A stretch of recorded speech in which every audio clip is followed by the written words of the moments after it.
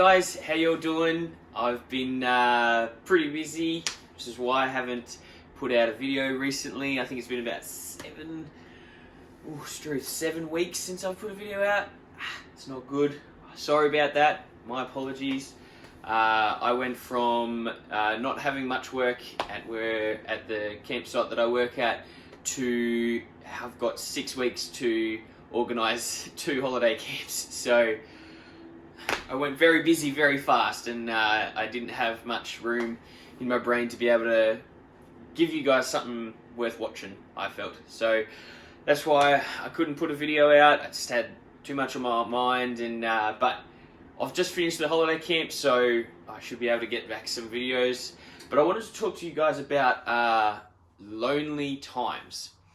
Now, during COVID, it's been a very interesting, I guess you could call it, somewhat not great, some great, depends if you're extroverted or introverted, on how you went with social distancing and all the isolation times that we've had. And I know personally I really struggled. I'm very extroverted. Put me in a crowd and I'll thrive.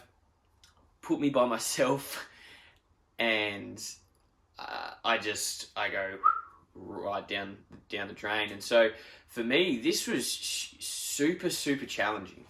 And I know there were lots of other people that found it challenging.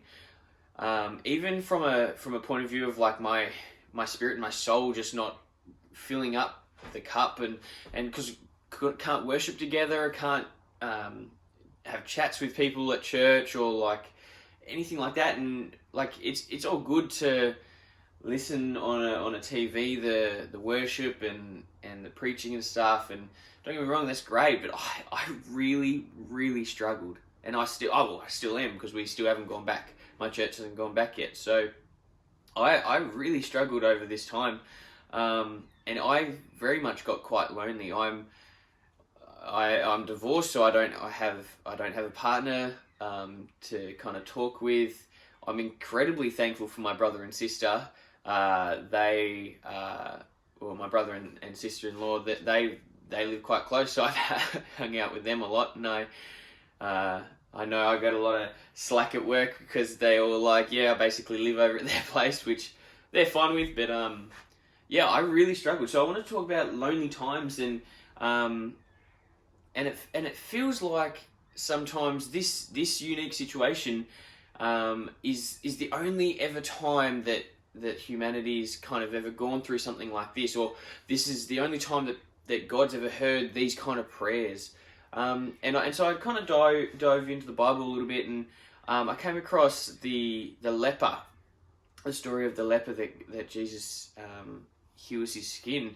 But lepers back in the day, they actually were told to go social, to isolate themselves so that they didn't contaminate anyone else. And if they saw anyone, they had to yell out, "Unclean, unclean." Now, I think as well, if a leper came in like 50 steps or 50 yards of you, you had every right to throw a stone at them.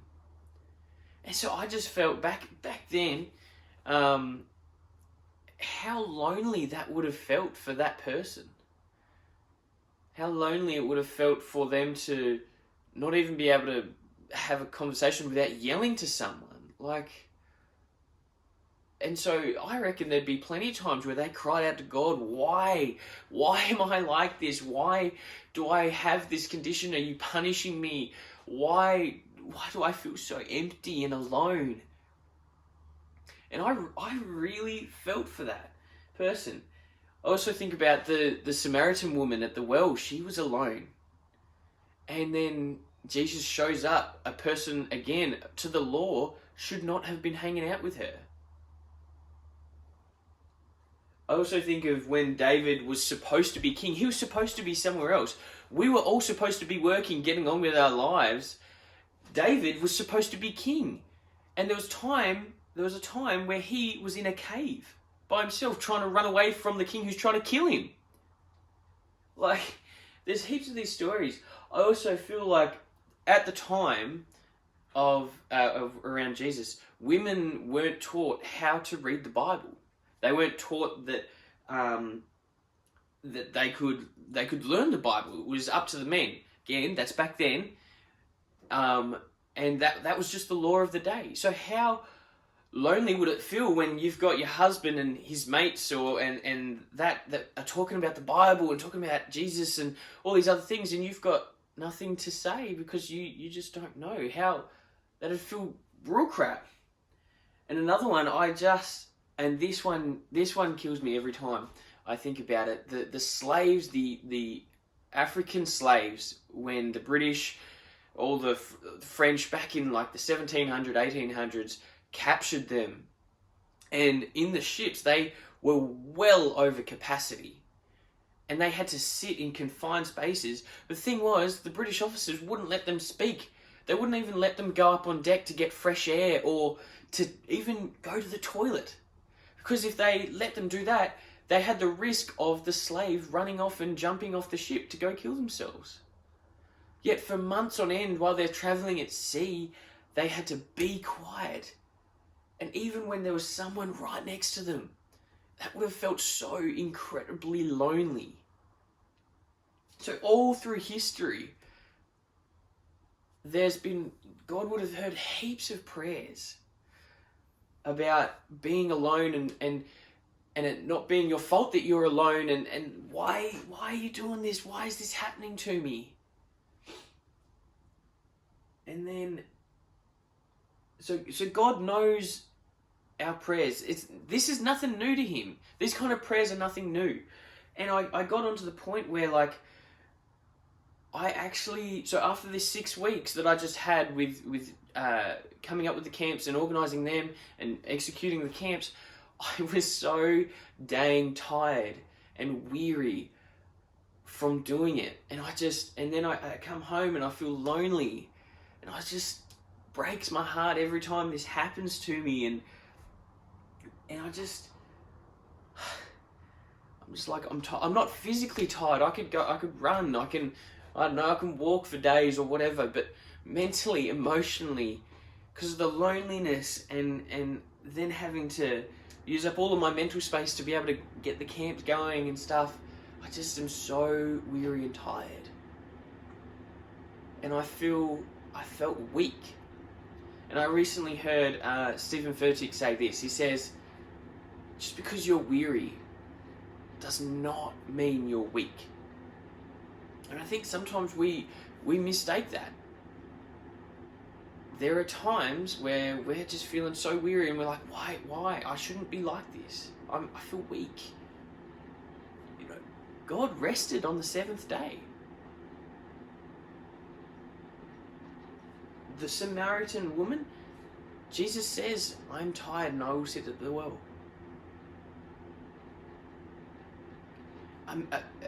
Jesus, the person who is a God, who came as a man, also to come down to our level as humanity, but even went further than that and was like, I'm tired as well. I could have the strength of everyone and I could do that, but I'm going to come and I will feel what you're feeling so that I can emotionally get to your level. So God knows exactly what we're going through. He knows the pain of everything that's happening. Now, I could say the solution is, just trust God, get stuck in the Word, read the Bible. And look, those are the correct answers. Trust in God, pray, read the Bible. And I'm definitely not one of those for the cliche answers. But I also heard this, that it says in Matthew 11, verse 28, come to me, all you who are weary and burdened, and I will give you rest. So what does that mean? Yes, get stuck in the Word, trust in God. It means just sit. Sit with God. And I know we've been sitting around, not doing work and all that, but what have you been filling up your life with while you've been sitting there? I know I have not been reading the Bible, and I I'm so mad that I didn't, because it was an amazing opportunity to read on the Bible.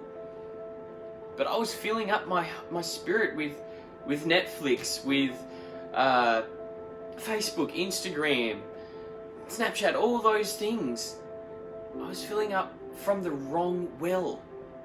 The Samaritan woman filling up her cup at a physical well because she was thirsty. But what she was heavy burden because she was actually up to her, I think it was her 6th husband. 6 husbands. She was living with her 6th husband. I'm tired of getting a new husband. I'm tired of being with a new man. I'm weary. I just need a break. I just need to stop. God says, all people who are weary and burdened, come to me and I will give you rest, because He is the light. He is the well that you should be drinking from. He is the bread of life. He is the Father. He is the love that fills our hearts. He is the person that we can find rest in. So when you're feeling lonely, when you're feeling weary, sit with God. Don't fill up your well from the wrong well.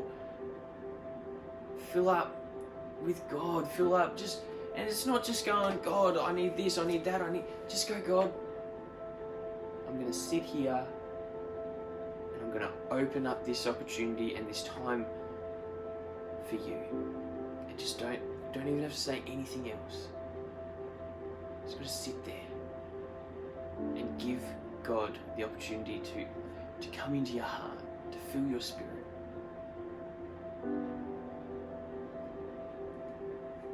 Look, guys, I don't have all the answers. I don't know what else there could be. I'm sure there are other things, but this is something that I've been working with. I wanted to share that with you guys.